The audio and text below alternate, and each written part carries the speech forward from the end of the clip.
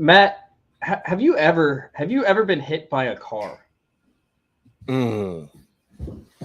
Have you ever been hit by a car? Like a violent hit by a car? If I have, I don't remember, but you'd think it would stand out, The right? concussion, the concussion stands out. So Yeah, yeah. No, yeah. I don't think I've ever been hit by a car. Why? Why do you ask? I just recently, about a week and a half ago, Sunday, we're out partying. I'm getting drunk with the friends, and I'm on my way back, and there's a concert that just let out at the same time in the same area we were in, and it's downpouring rain. I got an electric bike, right? That's how I get back and forth. Cool. I don't think the car ever saw me. It didn't stop. It didn't even slow down, but it clipped my back tire. I went flying. 10 feet away, I have my hat sitting off. I have my sunglasses sitting in 10 feet in the other direction. I've got my cell phone like 10 feet in another direction. My bike is like 5 feet in another direction. Dude, it was brutal. I like got up. I ended up riding my bike home somehow. It was a little bit How are rickety, you but I still went feeling? home. How are you feeling after So that? it's 10 days. It's 10 days now. I still can barely bend my knee, and my back is wild. I sneezed this morning when I was in the shower, and my back just felt like my spine, like my back muscle ripped from my spine. It was brutal. Oh, brother, it's all downhill from here. I'm sorry. Oh my god, man, getting old sucks. If I would have gotten hit by a car back when I was 20, I would have been fine by now. But no, no, Might it's not like, even hey, remember it. yeah, I couldn't even do the show last week, so I couldn't take deep breaths. I couldn't be like because my back, I still hurt to be honest with you. But no, it's brutal, man. Hey, all the listeners out there, please do not get hit by a car. Or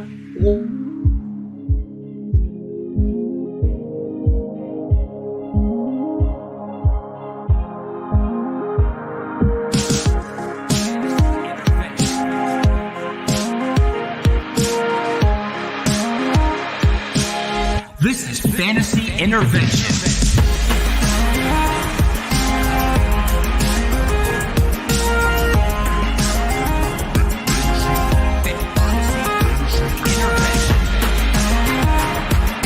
Now here to intervene with your fantasy life, Shane Manila, Jacob Sanderson, and Chase Vernon.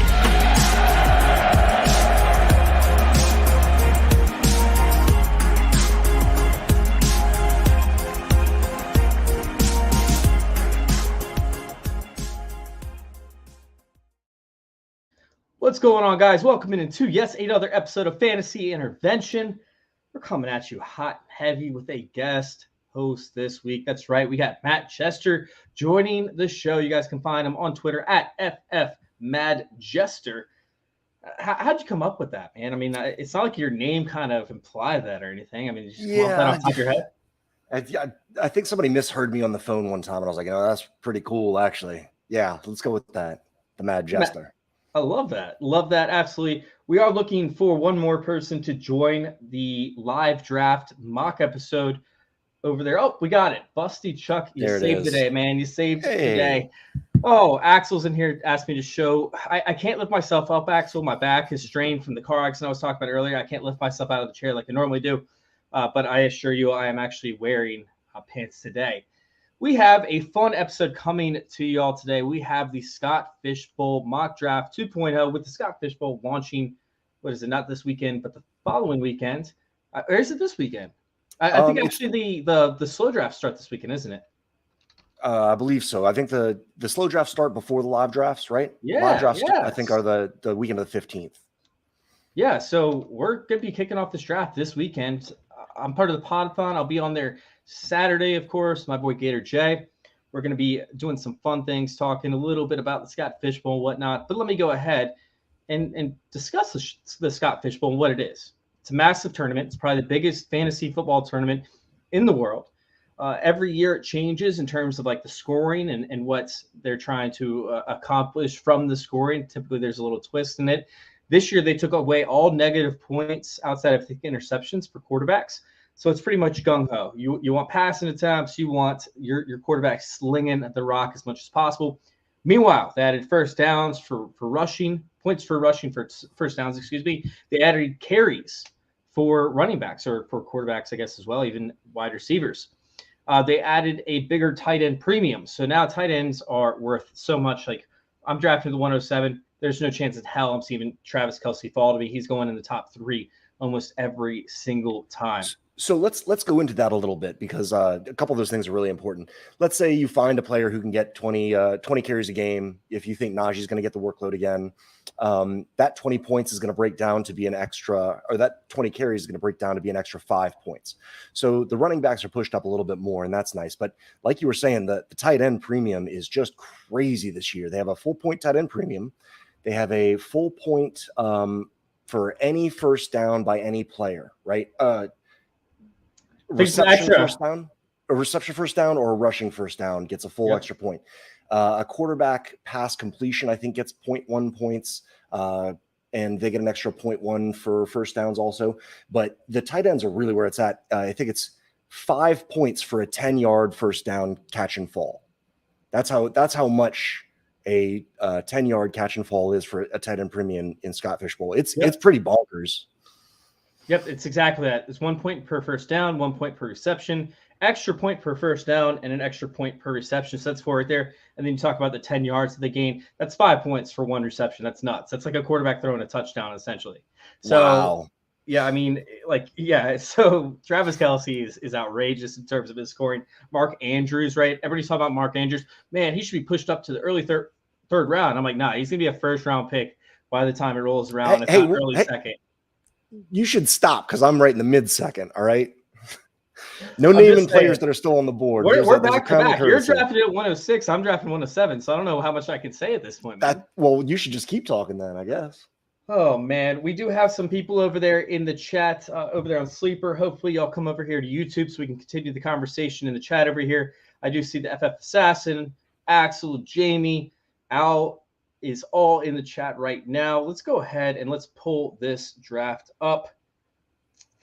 Boom. Are we ready to draft? We ready to kick this one off? Gator Raiders, you ready? I'm ready. Right. I'm stoked, man. I'm so excited.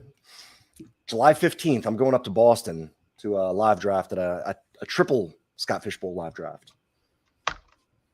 Yeah. Wait. Up in Boston? Yeah. Yeah, we got the one over in Cali at Trophy Smack headquarters. It's fun. 4 drafts. Whoa, cool. 4 drafts. We might push it to 5. We're still possibly pushing 5. We don't have the space for it, so that's the issue. But we're gonna try and push 5 live drafts at Trophy Smack headquarters. I'm very excited for it. Off the board, we got Josh, Patrick Mahomes, Jalen Hurts. No Travis Kelce yet. Travis Kelce goes at the 104. Is there any shock to you off the bat right now? Pretty much very Nope. Those are the 3 quarterbacks and the 1 tight end that should be going. Joe Burrow comes off the board Joe Burrow comes off the board next. Excuse me. That's a little bit of a shocker. I've seen Lamar Jackson go that high. I was really hoping Lamar Jackson would fall to me. You end up taking him 1 spot ahead of me. Meanwhile, I've got an option of Justin Herbert. I've got Justin Jefferson. I've got Jamar Chase, who could be an option. Christian McCaffrey is an excellent option as well. I love Justin Herbert in this offense. I think that he's going to thrive in this offense. But with the additional points that Justin Jefferson can bring you, I mean, how are you feeling about these 2? I got to ask you what additional points Justin Jefferson would bring you other than the first down extra points. Where else would he thrive? I mean, he's not getting any boost from the negative points not happening, but quarterbacks do. Where do you see his extra points coming from? So for me, it's more so like they got rid of Dalvin Cook. They have no obligation to try and run the ball, right? Madison hasn't had a primary workload before, so we could see Justin Jefferson and a lot more, third and long type situations compared to where we saw him with Dalvin Cook. So I just think they could be more pass happy. A lot of that work could go to Addison compared to where we saw Adam Thielen last year. I ended up auto drafting, but I would have taken Justin Herbert in this offense. It's just very tempting to go Justin Jefferson at that point. I'll tell you what, Justin Jefferson, the wide receivers are just not as appealing in this scoring setting. No, they're not. So he was something like the 20th biggest point scorer in this scoring setting because wide receivers don't get any kind of extra boost from all these extra things. There's an extra quarter of a point per carry, so it boosts up the running backs a little bit. There's no negative points. It boosts up the quarterbacks. There's massive tight end premium. So it seems like everybody else is bumped up, and Justin Jefferson should just by default kind of fall into the mid-second round, which is insane. I know that's insane, but I'll tell you what I did. A little trick to this, and I hate giving away my secrets, but for the good of the show, I set my queue. I looked at I created a league with the same scoring settings. And in that league, you can go to season leaders and you can pick which year, 2022. And since you're already in the same scoring settings, I would pick stats and then their season average, their points per game. And I just made my queue directly off that. And that's not necessarily how I'm going to draft, but it's so different from the ADPs that I'll just go with I'll just read, what do they call that? Playing by the book or I don't know. Number crunching. I don't know. There's a real derogatory term, box score counting. That's fine, because what it is a reference point, and who you think can fall back around. But that's my little secret. For me, it's more about your points above replacement. So although Justin Jefferson might not acquire more points than whoever would end up replacing him, running back or tight end, the points above replacement for me is huge. And Justin Jefferson has a massive gap, most likely between the wide receiver 1 and the wide receiver 2. When you have to start 3 wide receivers versus just 2 running backs, and then you also have 3 flex positions, which will most likely fall to the wide receiver spot, it's a little bit worth it to try and stick your nose out there and go for wide receiver in the first round. I'm cool with Justin Jefferson at 108. The other guy that I was thinking about taking was Justin Fields. I think that he's right there with Justin Jefferson and Herbert. I could flip a coin between those 3 and be completely happy. That's why I wish I would have had the 106 or the 109, so I could have had that tier break player for me, which drafting at the start of the tier is never ideal. All right. So what's your spot in the real game? Did you 107? I took my real spot. So I'm looking at like Cooper Kupp, Tyreek Hill, Stephon Diggs, Jonathan Taylor, CeeDee Lamb, AJ Brown, Sean Watson, Dak Prescott. At this point, I know that this guy could fall to me. But the issue is will he fall to me with the player that, I want him with? So I'm going to go ahead and I'm going to take Dak Prescott here, who does not have Ezekiel Elliott, right? They're going to end up passing the ball more often. They have a little bit different offensive scheme moving forward. Dak Prescott should end up being in that borderline top 10 quarterback range. And I'll go ahead and pair him with Herbert.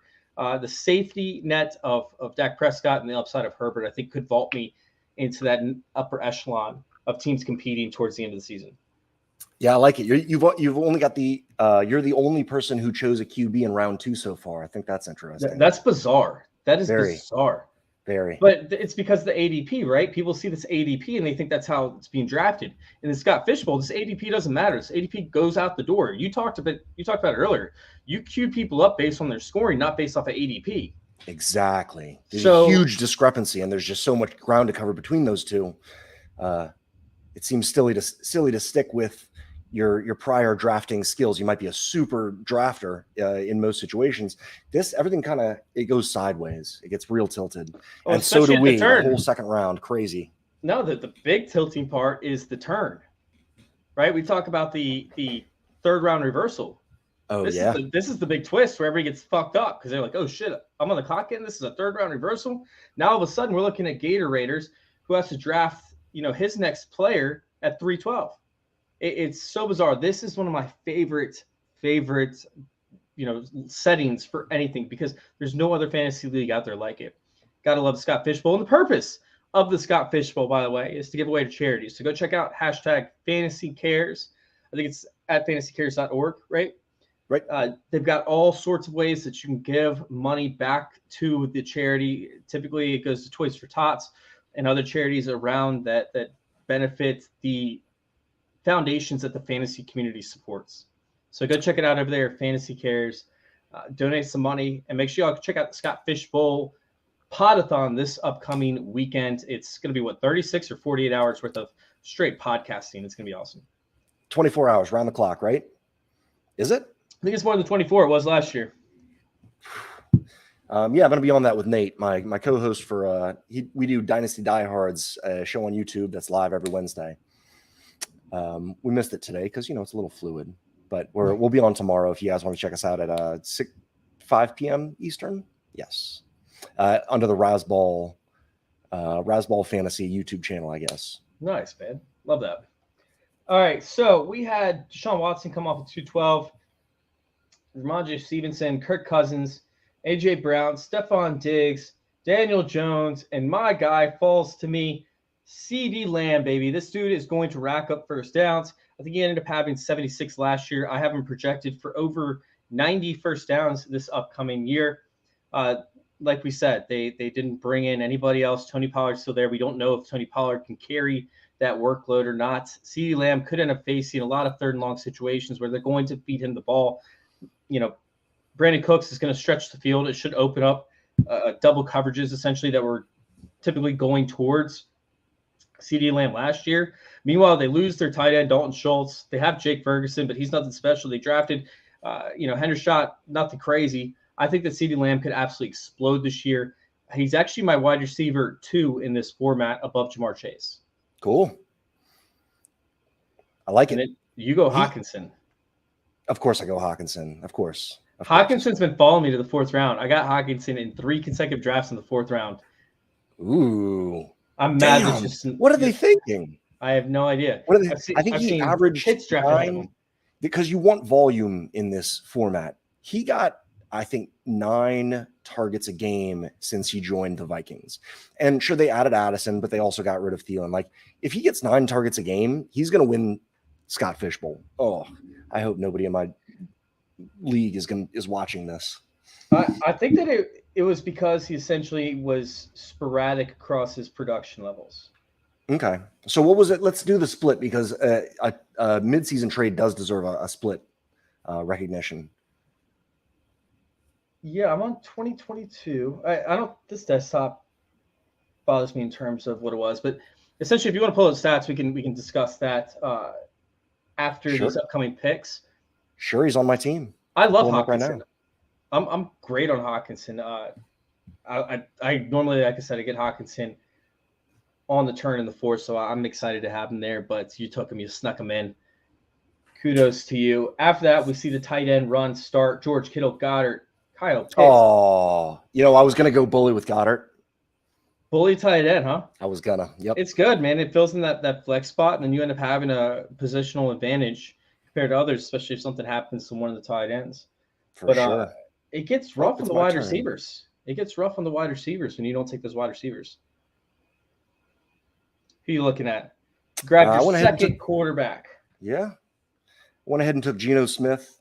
He was the quarterback 5 last year overall in this scoring, and then they gave him a better pass catching running back in Charbonnet and the best wide receiver in the draft with JSN. Absolutely, I'll take this in the 4th after covering a couple Hero RB and Derrick Henry. And 2 years ago in this scoring format, Derrick Henry was the number 2 overall scorer of all points. Yeah, I like my start. I really do. I'm faced with Where are you looking? I'm faced with a tough position because Jahmyr Gibbs, he's not going to get the carries, right? That would benefit the running back. You're so right. You got to move him down. He probably belongs about 5 spots in the running back rankings total. I was just looking at it. Meanwhile, you got 10 seconds. Just to let you know, you got 5 seconds. All right, I'm queuing up Waddle. I should probably queue up Olave. I'm going to queue up Olave. I was going to go Waddle, but unfortunately, Waddle's position has changed in this offense compared to Tyreek Hill's. However, when Tua's healthy, he smashes. It's incredible. You're right. The big thing, though, is we know how Derek Carr loves to hyper-target one wide receiver. We saw it last year with Devontae Adams. This could happen with Chris Olave moving forward. Chris Olave was probably the most productive in terms of games played in comparison to his output. Chris Olave was probably the most productive rookie wide receiver last year. Now that he gets a quarterback that has a tendency to hyper-target the alpha receivers, Olave could have a massive, massive season. But I do like Waddle there, too. I don't know if Derek Carr has always hyper-targeted one receiver or if just whoever's Devontae Adams quarterback always hyper-targets one receiver, right? He did it with Amari Cooper. Okay. He did it with Darren Waller. right? He did it with like Yes. Hunter Renfro one year. He did it with Hunter Yep. Renfro. Ooh, top So, top 12. Yeah, top 12 wide receiver that year. It's there's no tell, right? There's no sign as to which receiver he's going to hyper target, but he does it from season to season almost every single year. I'm going to take my chance on Olave and hope that he hyper targets Olave. He's been looking for a speed guy for years, and they just haven't been able to connect, right? Henry Ruggs was the last guy that he started to make a connection with, but he couldn't find him. We've seen it with Zay Jones running the deeper targets when Zay Jones was actually on the field. We've seen it every single year where he loves speed guys on the outside, that he just hasn't had a very good one. So I'm thinking that Chris Olave could be that guy that he starts to hyper target, show that, hey, he's an efficient downfield passer. He just hasn't seen an opportunity or hasn't had one ever since. I like that. I like that. Yeah, Jamie's over here saying, I love sniping Hawkinson when Chase when we draft. Screw you, Jamie. All right, we saw Darren Waller come off the board next. We're on a wide receiver run, by the way. We saw Chris Olave taken by myself, Waddle, Metcalf, Wilson, Higgins. In between there, we saw Jared Goff go after Higgins, Darren Waller. Man, BroCow 44 is playing with fire, waiting to take his quarterback this late, but I do like Jared Goff at that spot. I would have liked Anthony Richardson more with that rushing points per first down. I would have liked Anthony Richardson slightly more than I like Goff. I would have taken them actually both on the turn. So Goff was top 10 last year. He's got about the same amount of targets. James Williams is going to come on later, which will be important down the stretch if you do make the playoffs. Oh, look at this. Look at this run, huh? Goff, Richardson, Aaron Rodgers, Russell Wilson. They're just taking the whole fourth tier. This whole round is going to be the fourth tier. Yeah, I was thinking about drafting a second quarterback, but I don't know if I'm going to do that now. I was thinking about drafting a third. Our third, yeah. I meant third quarterback. Okay. I mean, dude, T Feezer over there. Ooh, that's dangerous. He's got 2 tight ends, 2 running backs, no wide receivers. Which spot's he from? Where's he drafting? He is at 4. So he's playing with fire right now. You know what? Running backs are coming off the board. I'm going to go ahead and I'm going to take my dude, Derek Carr, who I just vouched for, to grab my third quarterback. I know that's risky. I know that it's not optimal, especially for the type of tournament that we're in, which typically ends up having a best ball type feel to it because of the way the tournament narrows down. But I'm going to go Derek Carr and hope that he has that connection with Chris Olave, and I can play them throughout the latter part of the season when I need them. Okay. It's probably a bad pick, but I'm going with it. I'm going to stand by my pick. I have another reason why that I'll explain to you all later. I just need to wait till it gets to a closer point where I can explain it prior to, because it makes things very interesting now, the different directions that I could go in terms of my stacks. Cool. Okay. What are you thinking? I don't have any of this guy across any of my leagues because I just play so much Dynasty.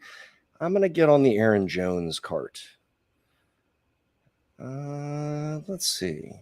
It could work. Yeah. It could happen. I'll take it. You're going to have blow-up weeks, but towards the tail end of the season, you're going to be in trouble once A.J. Dillon's running in the snow. Oh, you know what? That's why we don't name players before they're taken off the board, Chase. That's the trick about this.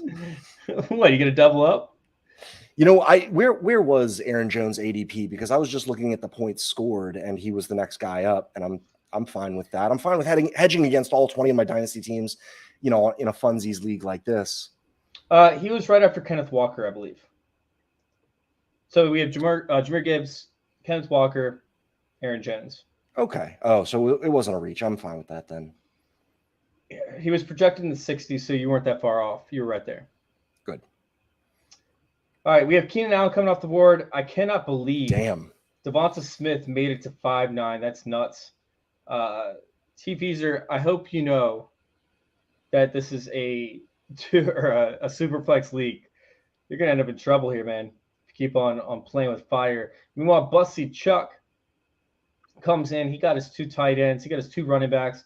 He got his 1 quarterback. Jahmyr Gibbs, man. How do you feel about Jahmyr Gibbs in this layout? We kind of brushed over it to an extent. What are you thinking? I think it's great. I mean, look at who he's next to. Ken Walker dropped to running back 16, I think, ever since they got Charbonnet. And, Dobbins, who knows? Gibbs deserves to be up there for sure. It's kind of just bizarre with his how talent and with the possibility that he'll be, kind of a third of their main target tree. I'm fine with it. I like it there. It's kind of bizarre how Kenneth Walker's falling down because they drafted a guy, but Jahmyr Gibbs is trending up. Although they already have David Montgomery, who they signed like a 3-year contract that was way above average in terms of contracts dispersed. So like Montgomery should see the workload, but Jahmyr Gibbs is trending up and Kenneth Walker is trending the opposite way. That doesn't really make any sense personally. Huh. Let me see this. He's asking a question, folks. He's asking a question to his phone, so he had to mute. Last year in this scoring, Aaron Jones got 22 points a game. That's fine by me. I'm absolutely okay with that. I don't mind box score watching in such a there are, of course, I will vary the rankings away from what they earned for, situational changes or new people getting signed to the team. Maybe it's a little bit murkier with the target share or the rushings or snap percentage.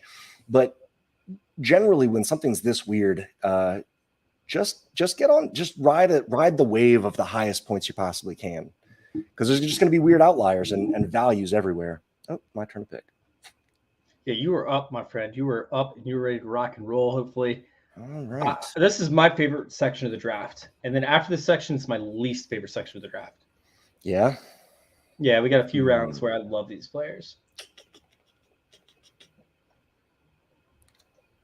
Talk us through it, man. Talk us through it. I feel like I should be getting a wide receiver. I feel like I should be getting bullied into it. I just don't love it so much. I'm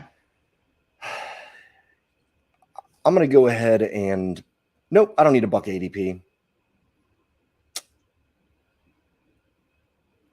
Oh my god, take over. I've got 10 seconds. This is too much pressure.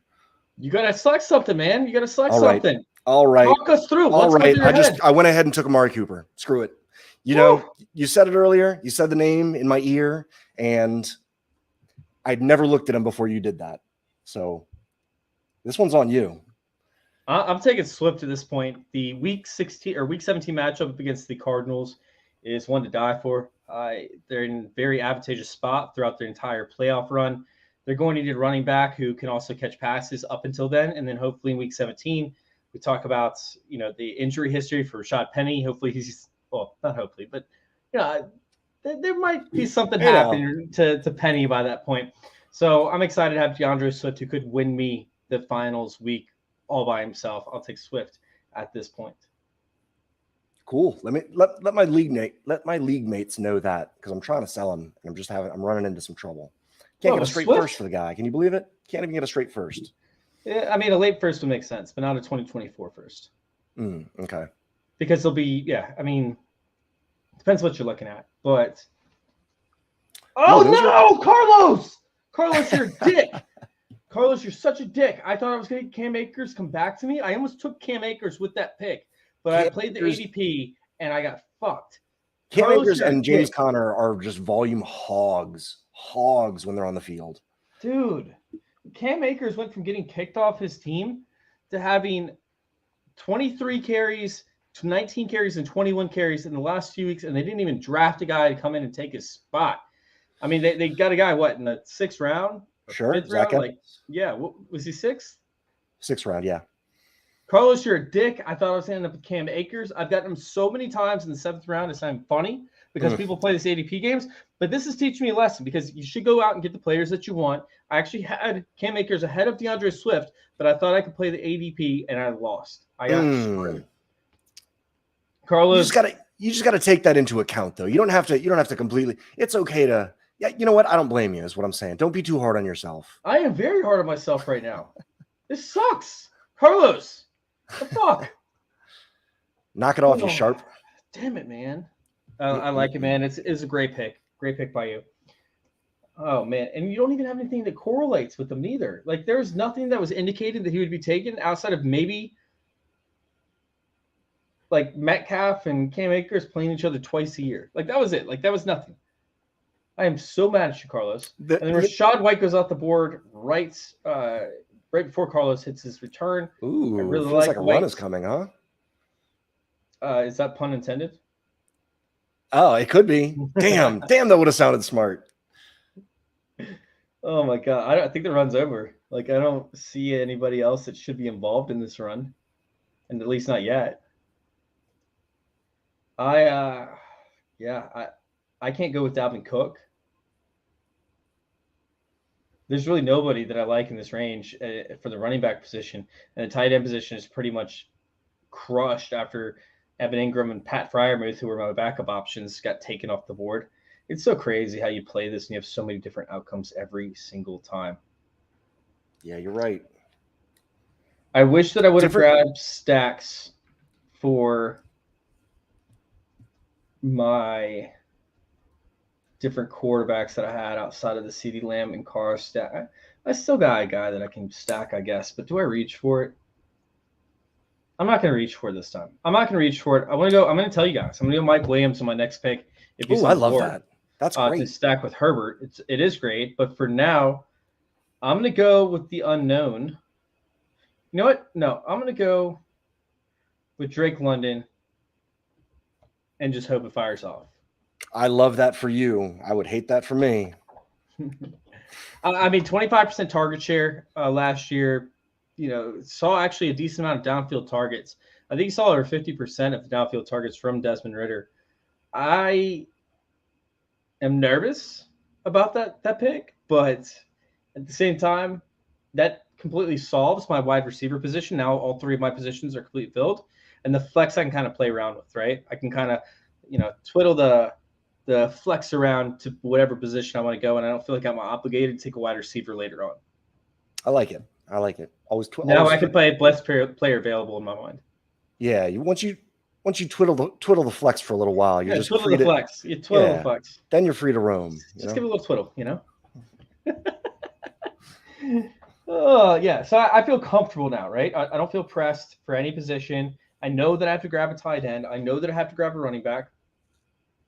I need to figure out exactly what direction I want to go in terms of both those positions.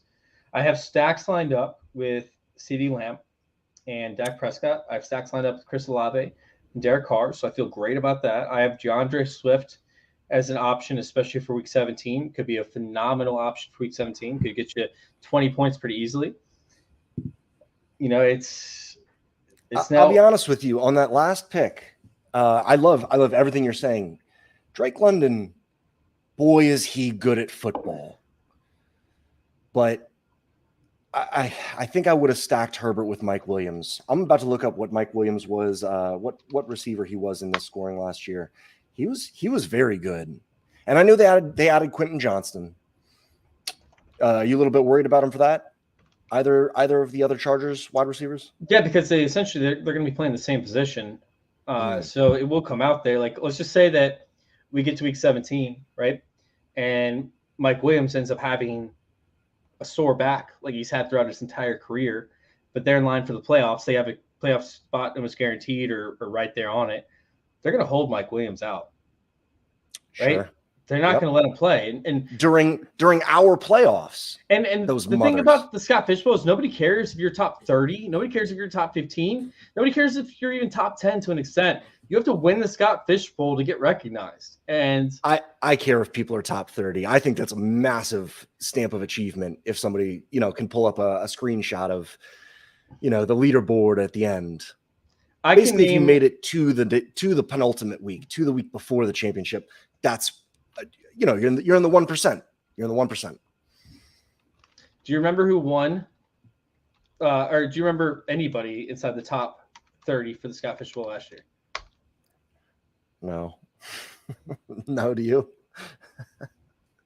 But I remember how impressed I felt when I saw them posted on Twitter.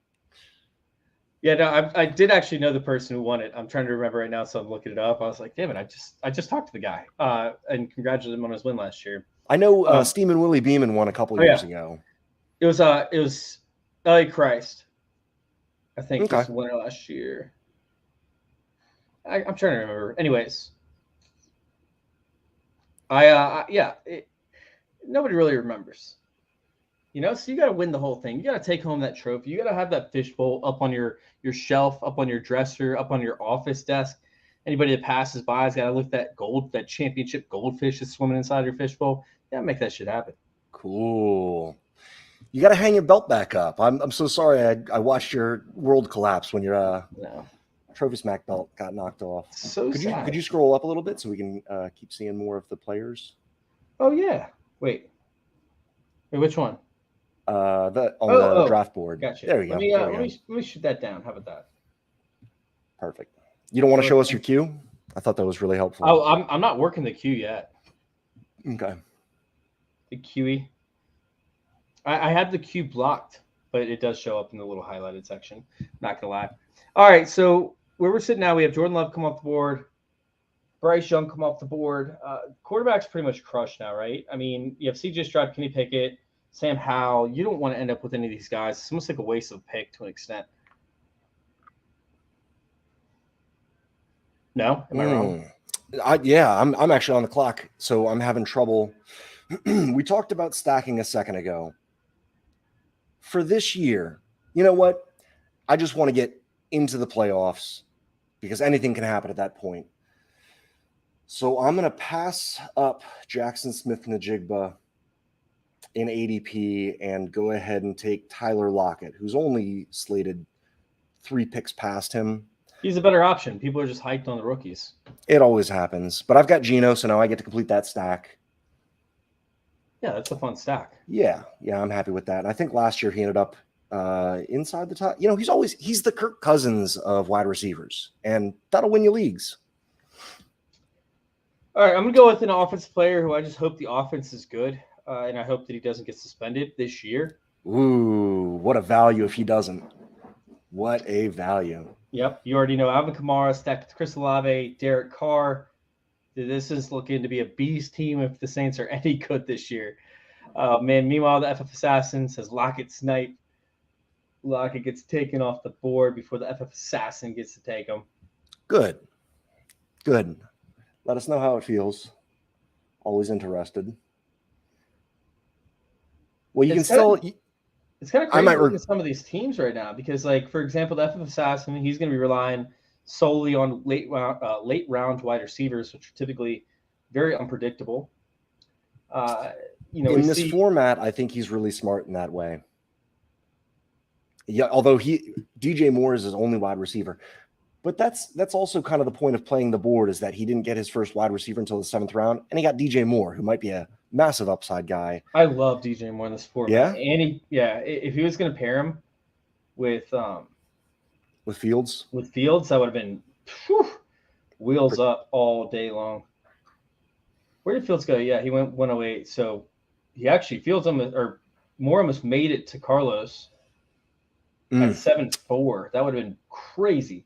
But we see the right thing done, pairing Detroit up against Chicago with him going Montgomery in that case. Now he's up on the clock again. Damn, you took my dude, Antonio Gibson. I love that. That's a flag plant. That's a flag plant in that backfield. I love Antonio Gibson this year. He's going to have a career year. And that's something to say when he's already had 2 top 12 finishes at running back. He's going to be even better this year. Isn't that easy for people to forget? Isn't that easy to forget that he was a wide RB1 twice already? Yeah, before he fell in the doghouse.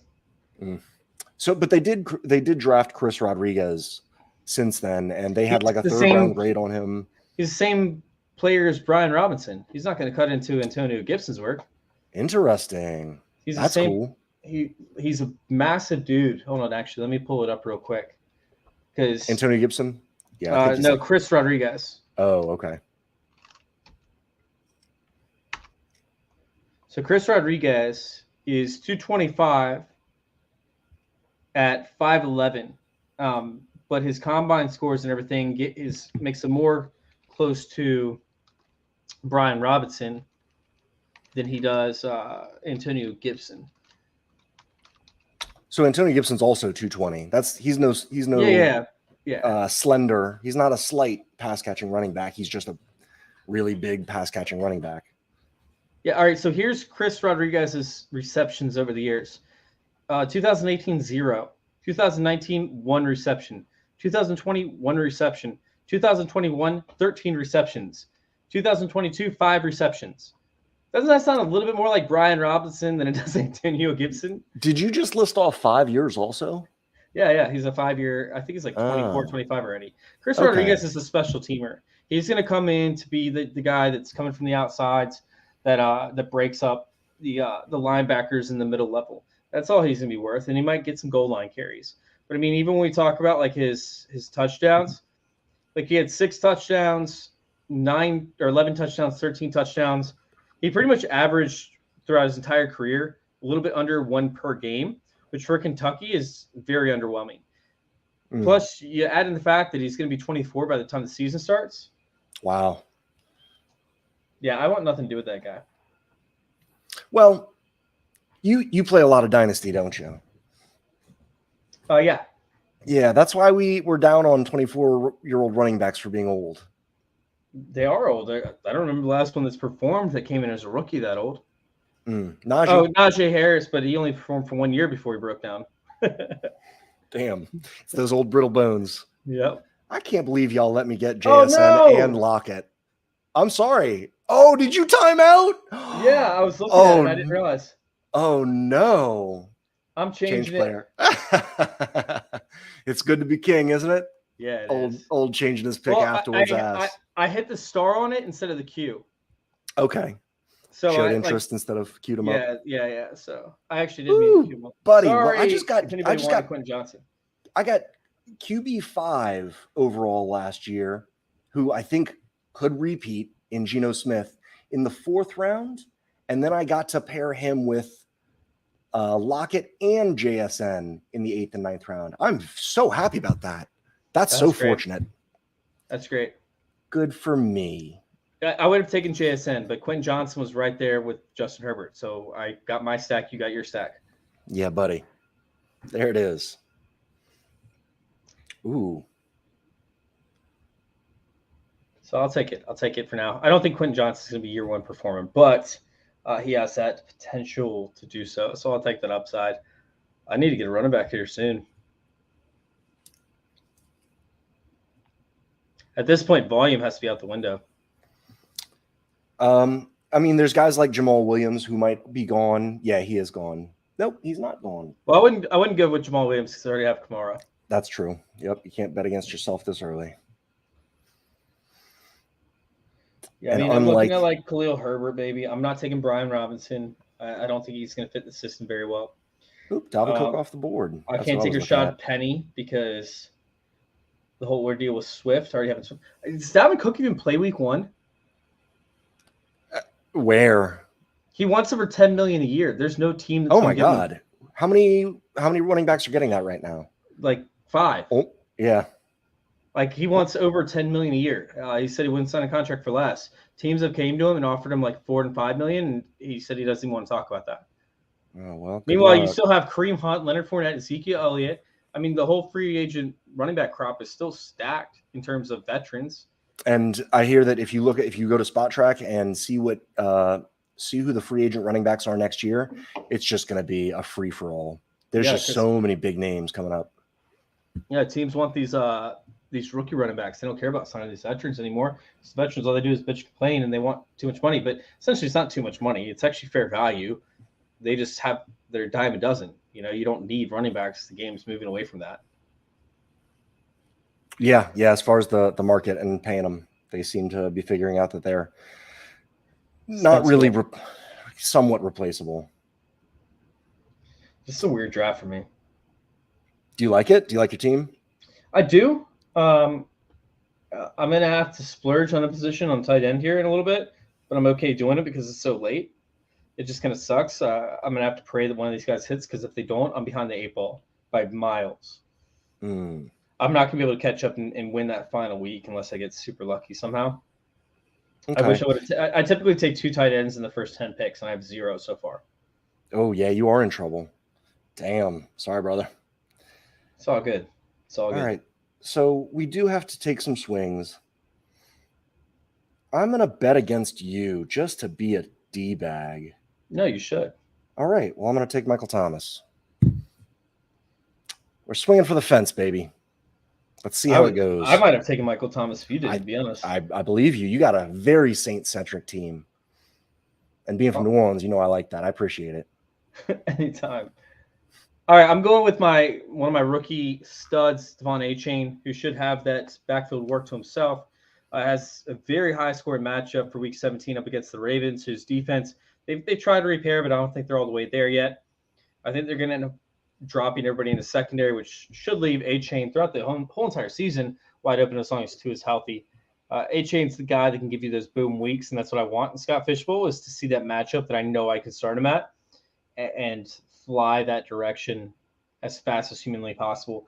Achane's going to be that dude for me, especially if the Kamara ends up being out. I think the Achane could still be borderline RB1 over Kamara, but if Kamara's out, I sure do hope. I really hope that at least one or two of these free agent running back fall somewhere before I start drafting. Yeah. Isn't that scary? Dude, the scariest thing is Dalvin Cook, and everybody's saying he's going to land with the Dolphins, but right, like he can't land with the Dolphins. He doesn't fit their scheme. He's not fast anymore. You know, like he's not that dude, and he wants way too much money. And historically, neither the GM or the offensive staff or the staff as a whole, the coaching staff, has never had a high-paid running back ever. So there's nothing suggesting that it will happen outside of rumors from his agents saying that Miami is interested. There's been nothing else that suggests that. No evidence. Well, just, a bunch of people holding the bag with Dalvin Cook in dynasty leagues saying, boy, oh boy, wouldn't Miami be fun? Yeah, fantasy players. Yeah, fantasy gamers saying that it's going to happen. We've all seen how that works out. But the funny part is I'm sitting there. I love Achane, right? I've loved him since the start, and I wanted him to land with Miami. I was like, if Achane lands in Miami, he's borderline RB2, most likely RB3, but he's borderline RB2. Meanwhile, it was Charbonnet that was taken, as we talk about the bag, in fantasy leagues, Charbonnet was taking the bag before the draft. I'm telling you, if Achane lands with Miami, and everyone's like, nah, there's nowhere that Charbonnet won't end up drafted ahead of Achane. I'm like, all right, we'll see how it goes. I'm telling you, Achane with Miami is fire. All right, look at the speed. Look at the speed that's on the field. So the biggest fear with him was his weight. Is that I think he was like 189 pounds. Just historically, there's been, I think, one RB1 under 190 pounds since, who was it? Was it? It wasn't LT, but it was about that far back, I think. So I understand being scared off of him. I didn't take him pretty much. I think I might have one share of him across 20 leagues. He's gained a bunch of weight since then, and that's a little side narrative that I think should get appreciated, is that he stayed at track weight. He stayed at Olympic. He was an Olympic sprinter in college, and so they needed to keep him down to like 190. Now he's just NFL. I think he's like approaching 200, which is all we really want, right? Yeah, that's fine with me. I'm cool with that. I don't even care if he's underweight. That's not the type of offense they want to use him in, right? He's Elijah Mitchell plus. Like, Elijah Mitchell was good, but like he's not anywhere close to the talent level of Achane. Ooh, that's fun. Achane comes into the system, and we saw Elijah Mitchell dominate the system, right? For the past couple of years, he's dominated whenever he's healthy. Achane comes in the system, way more athletic, way more speed. I mean, we're talking about a whole different animal in terms of Achane. Damn, you're getting me really excited about this. I mean, think about it, right? Like, all right, so I want you to think about this, okay? They hold in the tight end, right, as a blocker, because who knows who's going to be there. Smythe is probably the tight end one, right? He's a blocking tight end. Okay, so they have 6 guys on the line. They have their wide receivers with Tyreek Hill and Jalen Waddle stretching the field. They have Braxton Berrios or Cedric Wilson running the slot, right, which is going to get people to the outside. Right, you're going to be left with wide open gaps, so the linebackers have to back up to help cover the inside for the curl routes and everything on the outside receivers. You're going to have the safeties pretty much playing the flats, unless the cornerbacks do, but then you're going to be left one-on-one with a safety up against Tyreek Hill, which won't happen. And Waddle. Right? Nasty. And Waddle, right? So, like, you have to drop back the cornerbacks. The safety has to come up, but the safety is going to come up to the outside. So you're going to have 7 yards to gain as long as the offensive lineman can hold their blocks. You're going to have 7 yards to gain before you even reach contact with a guy like Achane, who has a speed and explosion to get to the outside. It's going to be nasty. It's going to be absolutely ridiculous. And speaking of ridiculous, Jerick McKinnon, who has given us weeks after week after week of high levels of production last season, ends up falling down the ranks only because he didn't re-sign his contract, or he didn't get signed right away. But we all knew he was going back to the Chiefs. We all knew it. It was going to happen. If the Chiefs didn't land a running back, he was going right back to the Chiefs. He's more efficient than Pacheco. He has bigger gains than Pacheco. And honestly, it's just he's a sexy player for this type of format, especially when the Chiefs have competitive lineups coming up at the end of the season. Don't forget, Week 17, they play the Cincinnati Bengals. Oh, man, I'm having trouble here. I'm having trouble with my final flex, or damn, I'm really going to swing for the fences on this one. Okay, so I'm split between three guys. The two guys that are at ADP right now are Kadarius Toney and Trey Lance. Both massively talented and just super insecure. Whoop, I'll take Toney because I ran out of time. Happy with it. I would have taken Toney if you didn't. In fact, I didn't realize how far back I was on the queue. How far back I was. I was scrolled down so far. I probably shouldn't take McKinnon this early. I think he's normally pegged as a 12th to 13th round pick. So good pick. I'll take it. God forbid Kelsey goes down. I think that the backyard ball way that Mahomes plays with Kelsey, how they're just – did you ever see there was a clip that came out about a week ago, and it was maybe a minute and a half long clip of Kelsey training all the other tight ends in the league at Tight End University. Yep. And he was talking about, you really want to protect yourself. You can look a lot faster than you actually are. You don't actually have to, put all of your energy into doing all these jukes. You just kind of play jazz and work with the rhythm, but you're on the quarterback's tempo. And they really show that because the way that they connect is very much just improv jazz. And Toney has that. He's gadgety, but that might not be terrible because it's I don't want to be disrespectful saying this, but Kelsey's way of connecting with Mahomes is almost kind of gadgety. Bro! What? Who do you take? Gatorators, you reached that far for freaking Gerald Everett? Oh, no. It was 3 rounds early. You saw Dalton Kincaid. I'm really sad about Laporta getting taken too. That's a shame. Well, speaking of tight end, you know how was it George Kittle worked out with 3 tight ends this offseason or 4? Laporta and what did he was say? One of them. He said Laporta has a chance to be a star in the NFL. I love camp talk. He has the footwork. But this is coming from a different this is coming from an NFL player and wasn't associated with the team, right? They were working out before the draft even hit. And he's there's something special with this kid. There's that it factor. There's that it factor. And he'll have the first 7 games with Jameson Williams not playing 6 or 7 games because of the gambling charges. So it's just going to be Amon-Ra St. Brown, Jahmyr Gibbs, and Laporta next. That's fun. That might be some volume. At least, tight ends always have a hard time starting their careers in the NFL. He might. I think that we can count against that usual trajectory because of the amount of passes that have to go somewhere. And who's still over there? Who's there outside of ARSB?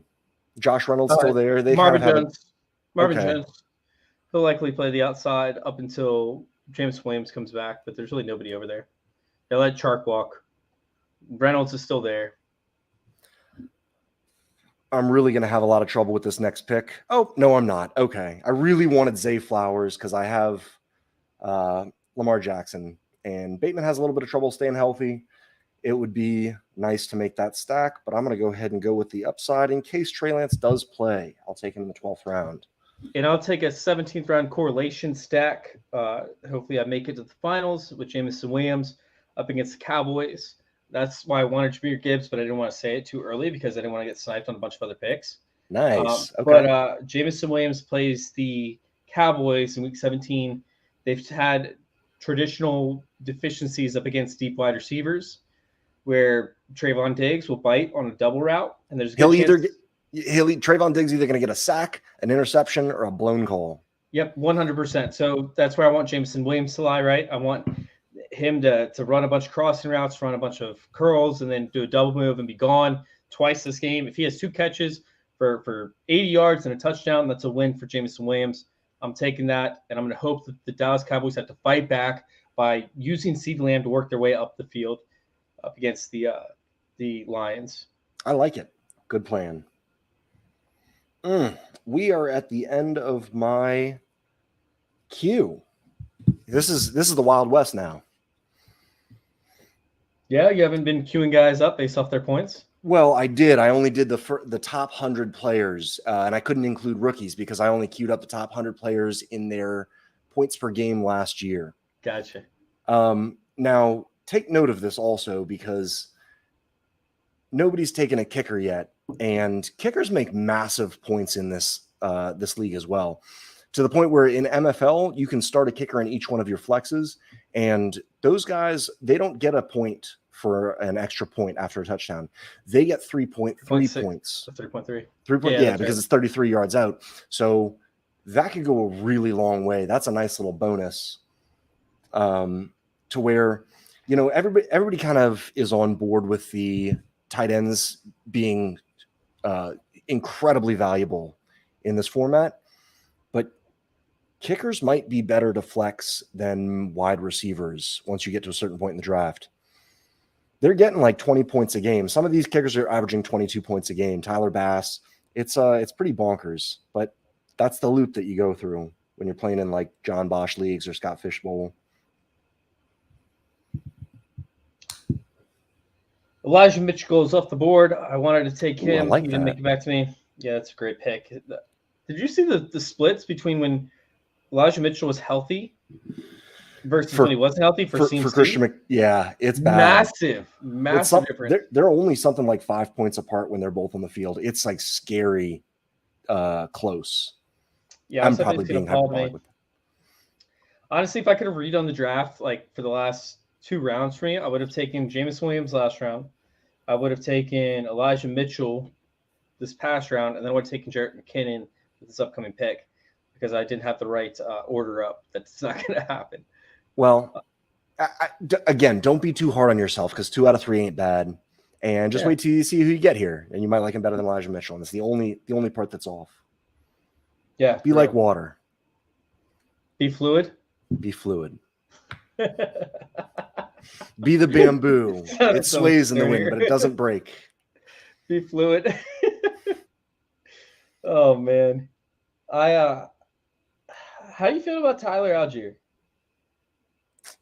Do they run the wing T this year? I feel like they could run the wing T. It's a wide zone run scheme. You put 2 running backs in, right? And you run a bunch of wide zone runs to the outside, just like they do with Derrick Henry with Bijan Robinson. But then occasionally you sneak in at Tyler Algier underneath to run like a reverse.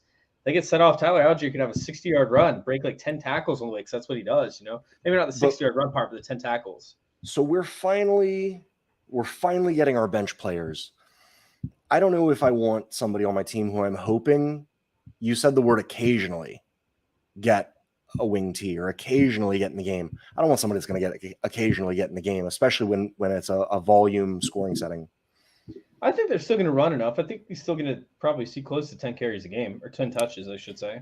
So I think Ritter was a very clever pick because they didn't let him run, but he's got a lot of speed, and basically only two receiving options, and then dump it down to Bijan or run. So I like all those things. He's a sneaky little guy there. All right, let's talk about this. Which team does the panel like so far / dislike? I'm going to go with the dislike for myself first. I'm really not a fan of Brokaw. Austin Eckler doesn't carry the ball a lot, so you're not getting the bonus points for the per carry. Now, Austin Eckler was in the top 3 running backs last year anyway, as far as scoring per game. You didn't get per carries, right? True, but sometimes they're just so good at that other thing that they just overcome, and he was able to do that.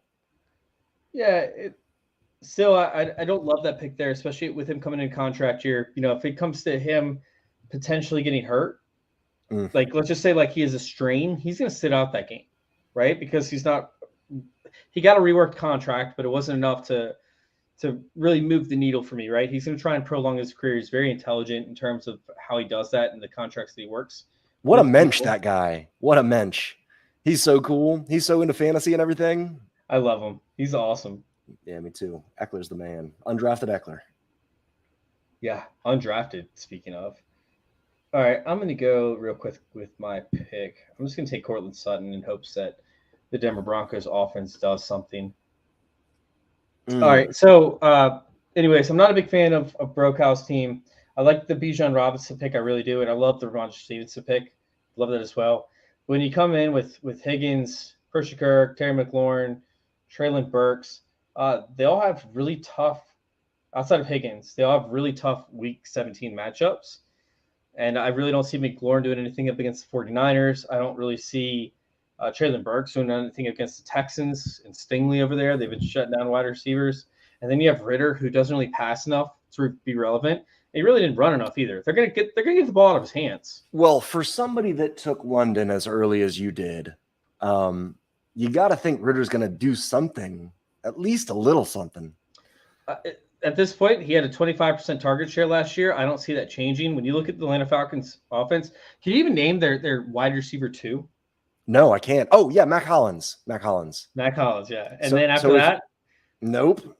I think it's Zacchaeus Olamide Olamide Zacchaeus. Olamide, that's what it is. Is he still there? Good for him. So. You're not having any kind of relevancy outside of those two guys, right? So, which is really fun for fantasy to have such a tight offense that there's really only 4 players that you can choose from and feel good about it. Yeah, it's a concentrated, target share essentially. So I don't really care, like, in terms of, is he going to be good? I don't know. Is he going to throw for at least 3,000 yards? Probably. At least I hope. We'll say 2,500 yards. But even at 25% of that, like, you're still golden in terms of touchdowns, receptions, first downs. So I'm okay with Drake London at that pick. I just don't know that Desmond Ritter is going to get you over that hump, and to not even have a third quarterback option for a running quarterback. Like, if he gets hurt, you don't have anybody. And if you want to pick up his handcuff, that's fine, but that's also a roster clog if he doesn't get hurt. So now you're wasting a roster spot. And, right. And even if Taylor Heinicke comes in, it's not like you're going to get a tremendous outcome for Taylor Heinicke. He's not like a top 10 fantasy backup like a Mike White would be, right? Like a Sam Darnold might be, because Sam Darnold has all the weapons in the world. Mike White has all the weapons in the world. Gardner Minshew even probably has better weapons than Taylor Heinicke. So I'd rather take a different player's backup than the backup for the Falcons. And I'm a Washington fan, by the way. So I've been watching Taylor Heinicke for years. He went to school at ODU, which is about 10 miles from my house. So, I mean, I've grown up watching Heinicke. I just don't think he's a fantasy asset in this offense. I'm going to go with a little bit of a homer pick because we have fun here.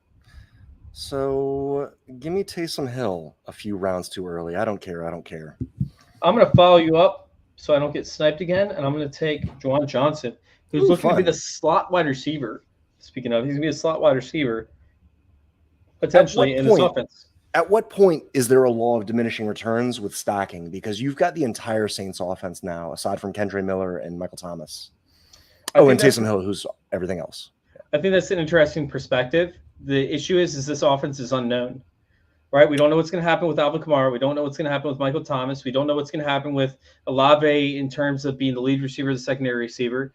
Meanwhile, Juwan Johnson is now the slot wide receiver, which is absolutely insane. Like, if it comes down to, like, okay, Alvin Kamara gets suspended, right? I end up losing a big pick, right? And I bet against myself and I'm screwed.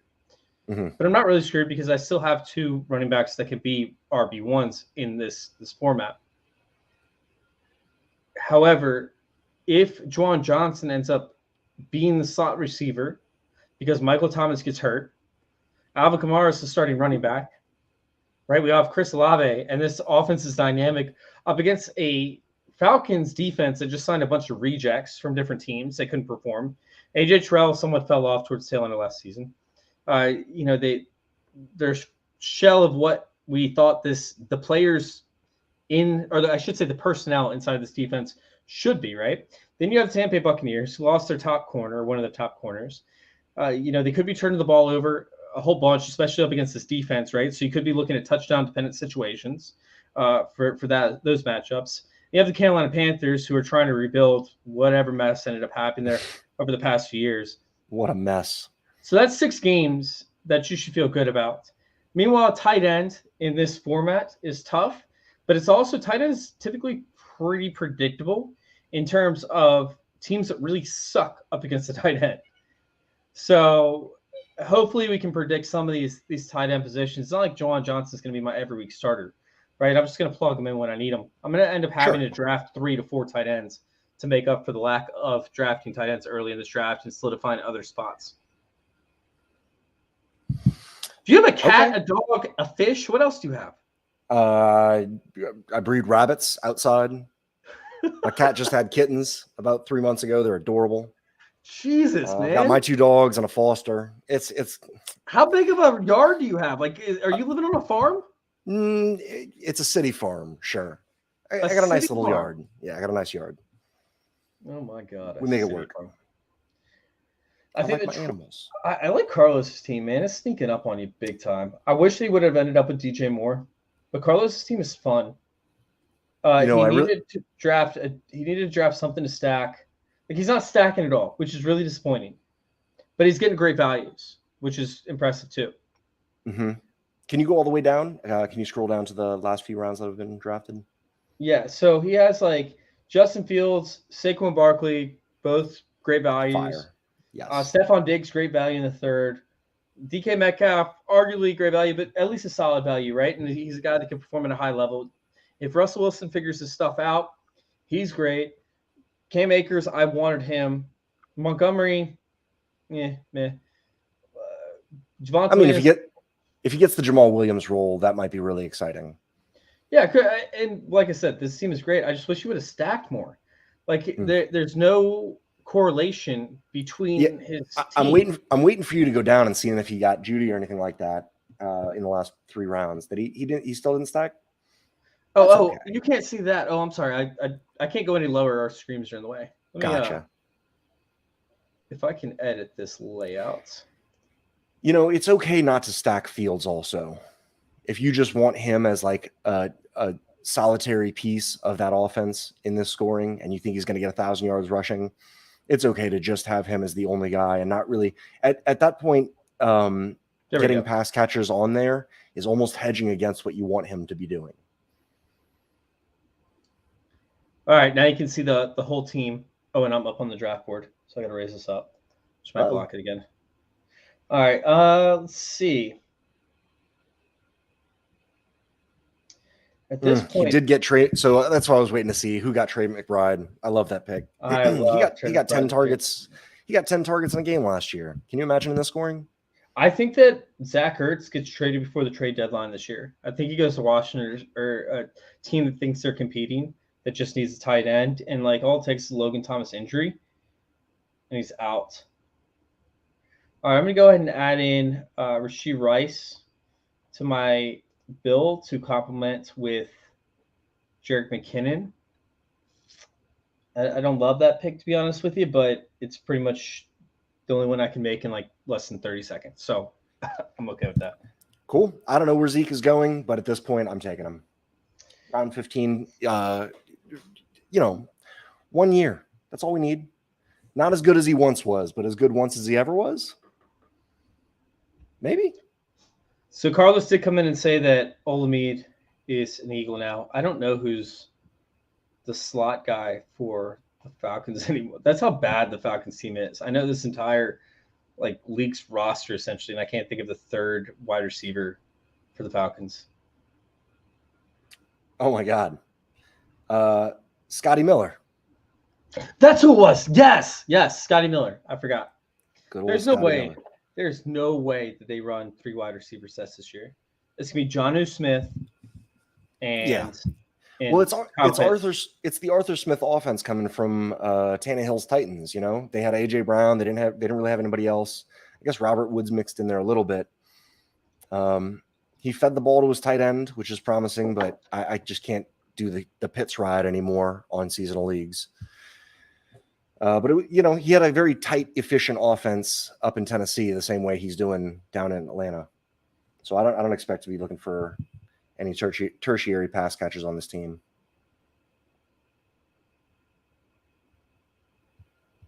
So Carlos also brings up both his tight ends have RB stacks, not wide receiver tight end. Typically, with running back stacks, they don't always correlate. It happens about 3 times a year where they correlate, where you get a high-scoring quarterback and a running back, and that's for the top end players. Like I'm doing a huge piece on best ball right now, and it's just talking about how often you can have a quarterback with a best ball winning performance from week to week, because they came out with the new weekly winners for Underdog. Okay, and like Joe Burrow, for example, had 6 games last season where he would have been the top quarterback or would have been in the Millie Maker, essentially, pending the finish. So he scored X Ooh. amount of points. Okay. So essentially, you don't get those wins very often from quarterbacks. So quarterback running back stacks are even more inefficient typically than your normal stacks with a quarterback and a wide receiver or tight end. Are you worried about Anthony Richardson, JT this year? Kind of cannibalizing with their best stat? Yeah, no, not really. I think it could increase efficiency. It really depends on how the offense is ran, but I'm not as concerned about it. I think that Anthony Richardson will check down enough. He's not used to passing downfield accurately. He'll be throwing his limit to the running back, huh? You got 10 seconds. You're on the clock. Yeah, I got it queued up. I kind of want to take one on Robinson over that, but no, I'll take a shot on Jerome Ford. My running back room is shaky. I like my running backs, but it's still not consistent. Mine's shaky too. Like, how did we get here? My team feels great, but I loved fragile. I loved my start, but when Joe Mixon didn't fall to me, he got taken a pick ahead of me. That kind of swayed my entire layout. And then Cam Akers, I would have much rather had above DeAndre Swift. So when he didn't fall to me, that really crushed everything. So I had to kind of rebuild on the fly. So now I just have to go running back heavy and grab running backs who could be in a prime spot to take over for the lead running back, essentially. Not handcuffs necessarily, but handcuffs with independent values. Sure. I know. I completely agree that this is the range. Unfortunately, in this last round, like 6 of them went. How many guys? Chase Brown's behind only one person. Rashawn Johnson's in the mix. Mostert and Wilson, that kind of sucks. But Jerome Ford, he's the only guy behind Nick Chubb. Jalen Warren's the only guy behind Najee Harris. Devin Singletary is the only guy behind, and we don't know if he's going to be behind Dameon Pierce in passing down situations at least. We just kind of had a run. Bigsby would have been in there, but he went a round earlier, 2 rounds earlier. Kendre Miller's in a 3-man backfield, so I don't like that. Now, Kendre Miller's tough sell for me. I like him in Dynasty. I think that he could be lead running back, like Mark Ingram type running back here in a few years. But I mean, like, you never ever paid a premium for Mark Ingram in Dynasty leagues. So, like, even then, is he really worth it? I don't think he'll ever see that much of an increase in value outside of maybe a late first-round pick for Dynasty leagues. But in redraft, Zach Evans off the board. Oh, I was really hoping. Yeah, I really wanted Zach Evans. He falls into that category of there's only one guy ahead of him. And as much as you wanted Cam Akers, I think Zach Evans got signed for a reason. Sony Michel got signed for a reason. They didn't bring him in just to be a camp body, although they could have. I'm not saying it's direct, but like they saw Zach Evans work out and they said, "Shit, we need to add a running back." Interesting. I'm not scared of Sony Michel though. Why would they bring in a guy who was extremely efficient in this system, who worked in the system, who they know and they love? Why would they go to him and be like, "Hey, we want to bring you back to the team," without a reason behind it? Like, there had to be something that said, "Shit, we need to go sign him." And I think it's because Zach Evans did not look good in his workouts. Oh, I love my little guy. Yeah, I think he got like 2,600 yards in his last 2 seasons. I mean, he's a beast. I like him. But he fell for a reason. Yeah, I think it had more to do with like history that people took as personality concerns, but it was really just a lack of guidance. But the talent's there, and if you love Cam Akers, I'll be the Zach Evans lover. Wanda still on the board is impressive. Yeah, I'm taking him. I had another guy that I'm going to wait one more round to take, I think. Oh, you're up. Okay. Oh, man. We're just doing whatever we want at this point, huh? Yeah, this ADP is kind of all wanky. At this point in the draft, I kind of think, of course, I have about 3 or 4 guys that I really love. Not the star guys. Like Isaiah Hodgins, I'm not going to take because I don't have Daniel Jones. It makes no sense going with 2 Giants because I don't have any other correlative stacks. But I have 2 guys that I'm keeping an eye on 3 guys I'm keeping an eye on. Who are they? So one is Will You know, Levis. Okay, The other one you is know- Kyle Trask. fun. And the other one is Jacob Brissett. No, I'm totally kidding on all those guys. Totally kidding. Oh, I was okay. literally I just was going to say, dude, I'm picking before you. Are you sure you want to be telling me this? Feel free. So Carlos wants to know, anyone know where the ADP in these mocks come from?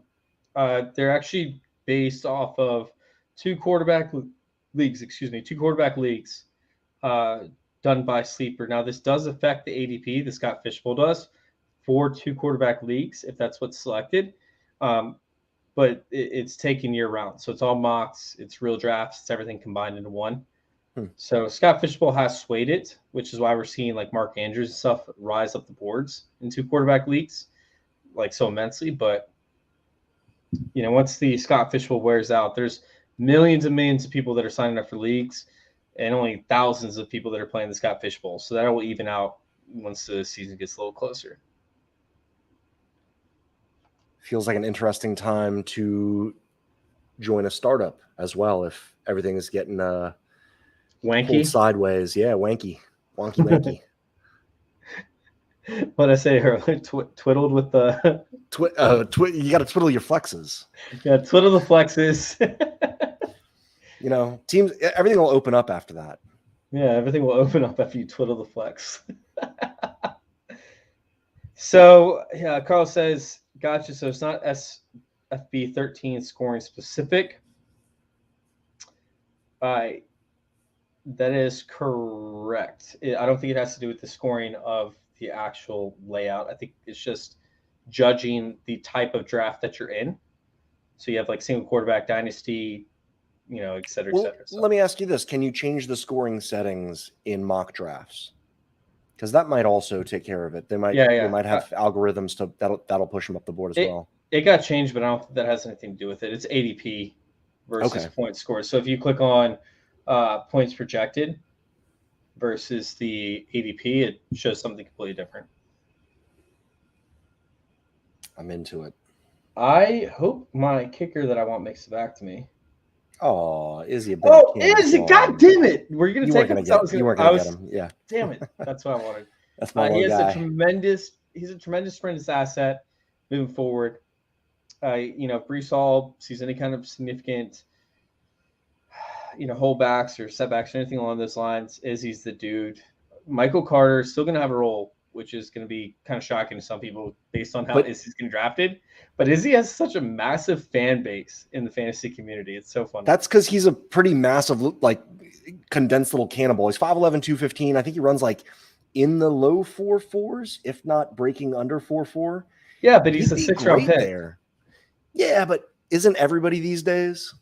No. There's a lot of 3rd-round picks in the 2nd round. There are a lot of 3rd-round picks. But this was supposed to be a really, really deep running back class that we've been talking about for 2 years. That's going to be the running back class.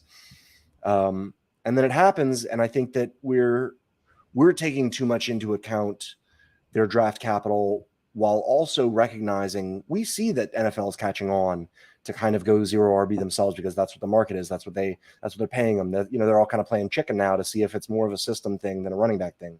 So I think that we're double discounting their draft capital this year.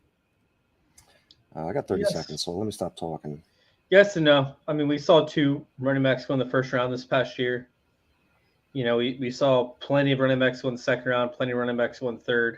After you get day 4, they're pretty much just special teamers or replacement level players. Occasionally, you'll see guys like Austin Eckler work their way up, but it's very rare. Okay. Speaking of Austin Eckler, no, I'm not going to reach that far. You thinking Joshua Kelly? No, you better stop it. You better knock it off. That's my dude, man. Well, I'll just take it. I'll take Zach Ertz on the long shot that he comes back healthy down the stretch because he'll be a difference maker in the playoffs, especially depending on if he leaves the team and goes somewhere that'll use him, for possibly the twilight of his career. I'm going Jake Ferguson. That's my stack with the Dallas Cowboys, of course. With Dak Prescott, hopefully he becomes an asset in the offense, and they need to utilize him.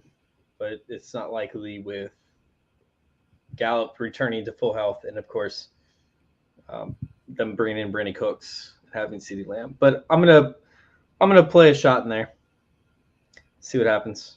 Okay. How do you feel about Jaden Reed this year? I was kind of hoping I'd get him on the next come around. I like him. I like him too. I have him in a few leagues.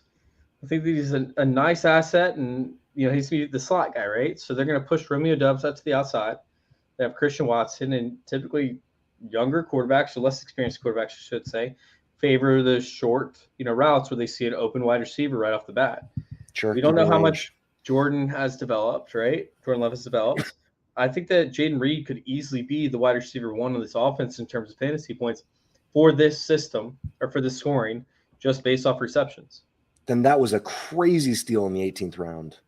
Maybe the wide receiver one only puts up 800 yards with 80 receptions. Very, very rational concern, to be honest. Yeah, maybe he doesn't rack up a bunch of first downs because the stuff that he's getting is on first and second downs, and they run it with A.J. Dillon or Jones on third down.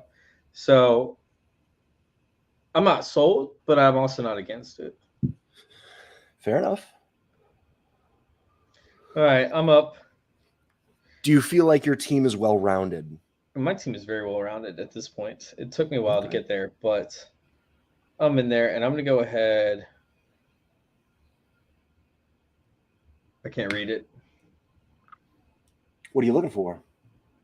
Well, they're supposed to battle for the job. I didn't see anything on it. By the time that we draft, I'll figure out which kicker actually has the hand up. But I'm going to take the team that I have as the highest scoring team on the slate, or one of the top 5 highest scoring team on the slate. I'm going to take Dustin Hopkins as the kicker to have. If not, I'll just put in a week 1 waiver claim if Cameron Dicker gets it.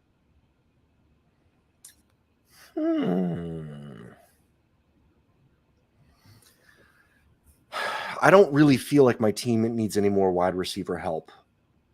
Does it? So at this point, I'm looking at like Josh Downs, Will Levis, Claypool maybe, Tank Dell, Jelani Woods might be a nice little dart throw. There's not really much in the way of running backs. Get it. Go get your guy. All right. I'll take Pierre Strong because who's behind Ramondre now? Is it just 4-3 40-time Pierre Strong? No. Who else is there? Kevin White? Ty Montgomery. Oh, sure he is. Okay, cool. Then I feel great about my the receiving back. Oh, then I love my pick. Cool. Josh Kelly, you bastard. Yep, got taken right after. I don't know if they're going to roll into the season with just Ramondre Stevenson. I feel like they're going to pick up Leonard Fournette. Leonard Fournette just fits in their system. He does what they need him to do. He catches passes. Like he gets the minimal gain guaranteed. He's not going to go backwards. He's just going to move forward. He doesn't stick his arm. He doesn't try to go for a first down, right? He just gets the first down, right? He just tucks the ball and he throws his weight around because he's like 260, and he just gets the first down. I honestly, like if I had to put any bet, that's an outlandish bet, like a hot take type bet on anything, it's that the Leonard Fournette is going to end up landing with the New England Patriots as the pass catching back. He's played a lot of third downs. Interesting. Well, Ramondre's so good at that, though. He is, but he's going to have to handle first and second downs, right? That would be rough. That would be rough for Ramondre for sure. Pretty rare. It's been like 10 years since they ran with one running back. You're right. Even like Eric Blunt, I still think had a pass catcher back. I think James White was still there, right? Yep. And I think they were both very usable. Yeah.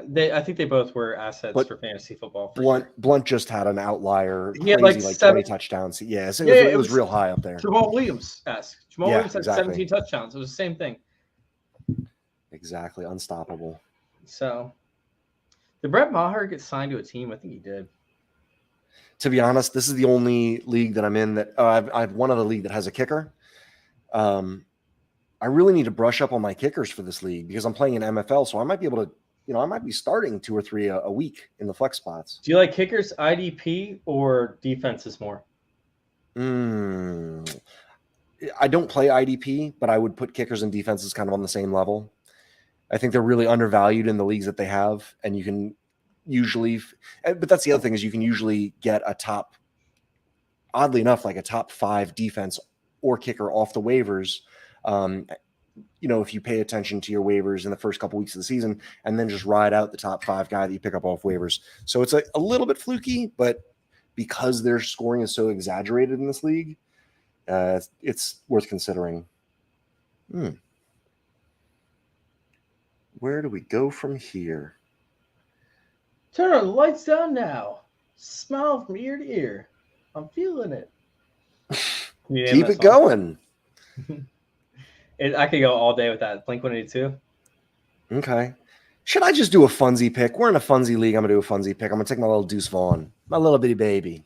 A little bit, baby. That dude's a monster. All right. I'm going to go with a guy that is higher up in ADP than I'd probably take him out. That's fun. No, I need Tank Dell on my team first. Okay, fair. That's a really reasonable pick right here. Second round Tank Dell. I have it on my Twitter somewhere. The top 4 players who have led the league are CFB in yards, right? It's like Jamar Chase, Justin Jefferson, or maybe it was Chris Olave. Anyways, it was like Jamar Chase, Justin Jefferson, something like that, and then Jordan Addison, and now Tank Dell. Like you don't belong in that elite level company and then just don't make it in the NFL. Meanwhile, he's scored 26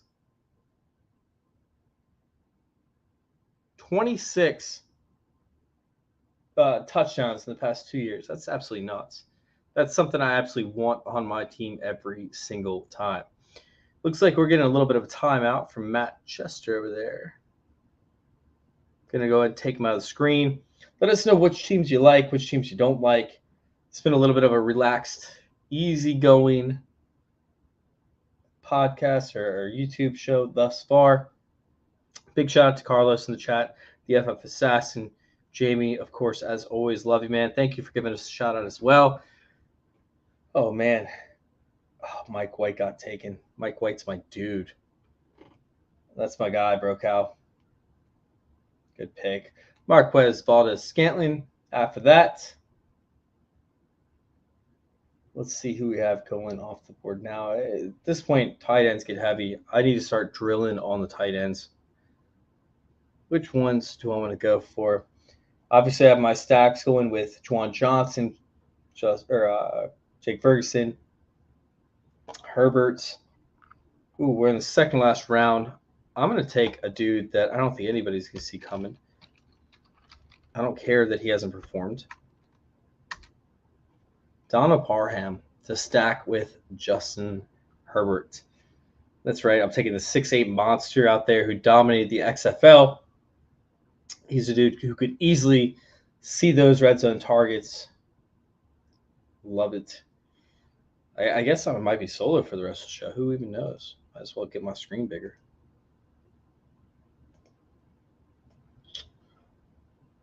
There we go.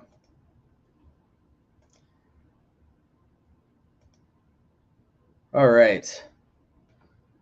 What's the last round pick for you guys? Now I took Parham. Who should I go with in the last rounds? I'm going to read off a few names for y'all. I want to know who you all think has the biggest upside. I've got Joshua Palmer. I'm going to go with Mecole Hardman, who could be the slot wide receiver for the Jets. Why is nobody talking about him as the slot wide receiver for the Jets? I know that Randall Cobb signed, but Randall Cobb still plays very sporadically, at least last year. Dude's older, man. Mecole Hardman could be an absolute boss. We also have Darius Slayton, who could be the long-range weapon over there for Daniel Jones. Michael Wilson. Oh, my God, I love this guy, man. Slot monster, has a size. He's extremely comparable to Michael Thomas, actually, in terms of his athleticism. So I'm very interested in some Michael Wilson. Let me know in the chat who y'all think I should take as the last pick. Are you back? What's up, baby? Yeah, this heat's so bad down here that it's overloading the electric system everywhere in town. We're just getting like rolling snippets of blackouts, but then I lose Wi-Fi. It's so damn hot in New Orleans right now. It's ridiculous. I'm dying, dude. What's the temp down there? In the attic that I'm working in, we took a thermal gun in there and it's 130. Jesus. And so my brain is just simmering for, an hour on end until I go take a little break. And it's brutal, man. I think that things are starting to come unscrewed up here. So let me know. I hear that, man. I hear that.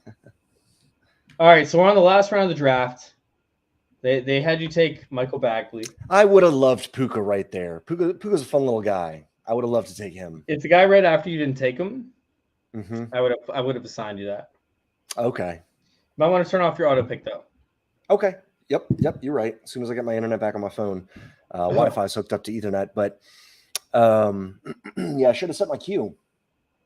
And you know what? I think Mike Badgley was in like the top 3 kickers last year anyway. So I'll keep Badgley just as a backup, and we'll see what happens. I think that was a great pick. Thanks. I put a lot of thought into it. I took Donald Parham. Okay. I don't love it. He might get 8 touchdowns, but he might get 16 passes the entire We'll season. see what happens with Everett, man. Everett's getting old. He's like 34 True. now, isn't he? No, he's like 28. No, not Gerald Everett. Come on. How old is he? Check him out because I'm not sure. I need to look that up.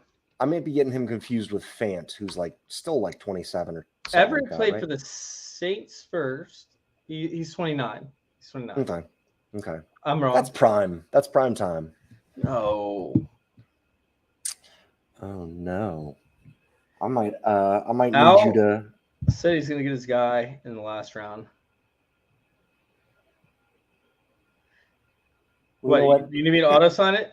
No. I know who I want. If you want to put him there, you don't have to. I would take well. Sean Tucker. Sean Tucker's my little guy. Who's back there besides not Chase Edmonds? He's there too, but outside of Rachaad White, who are we looking at as far as the depth chart in that running back room in Tampa? That's it. I actually have That's Chase Edmonds slotted for a big role this year. Ooh, For the fun. receiving back. Yeah, he's my receiving back. He's gonna be splitting touches. They typically like to run running backs with the drives they have, but I actually like them to have Chase Edmonds as a third down back this year, which is different because they got a new offensive coordinator compared to what they had last year with Byron Leftwich. So I really like Chase Edmonds. I don't see a guy that connects to my team, and I think I'd need that while drafting a tight end. So I actually am going to go Chase Edmonds, who was my pick prior to. There you go.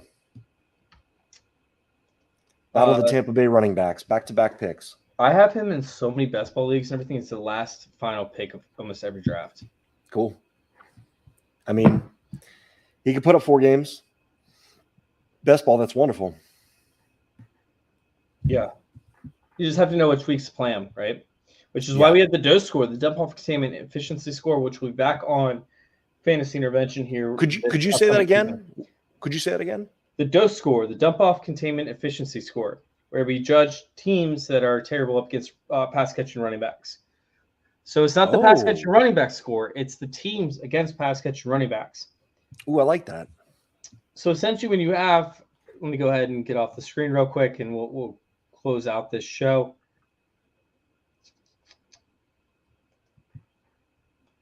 Oops.